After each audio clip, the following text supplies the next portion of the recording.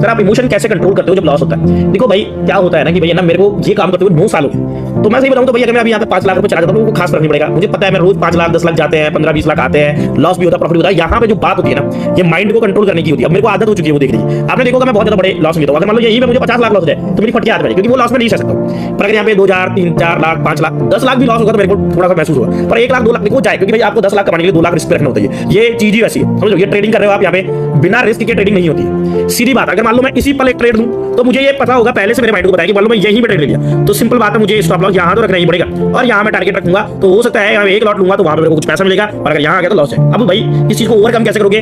जब आप छोटी छोटी क्वांटिटी, देखो ऐसा नहीं कि पहले दिन में मेरे को 2 लाख लॉस कर लेता ना, मैं पहले दिन जिस दिन मैंने ट्रेडिंग चालू की थी तो मेरी जिंदगी खत्म हो जाती, मुझे ऐसा लगता है कि बस खात्मा हो गया। पर आज के दिन में मैं उस वेल प्रिपेयर्ड हूं, मेरे पास पैसा है कि मैं उसको अफोर्ड कर सकता हूं। तो जब आप एक लॉट से करते हो तो आपको जब 100 रुपए लॉस होता है तो डर नहीं लगता ना।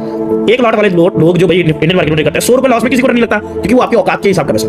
200 रुपए में नहीं लगता, 300 नहीं लगता। पर वही लॉस जैसे ही अगर आप एक लॉट से ट्रेड करते हो 3000 चला गया तो आपकी फटके हाथ में जाती है, आपको अरे भाई अब क्या करूं, लगता है ना। तो ये होता है भाई पैसों को देखने की क्षमता। अब जैसे अंबानी है, आपको क्या लगता है 1-2 करोड़ ऊपर नीचे हो जाएंगे, अंबानी को कुछ फर्क पड़ता होगा?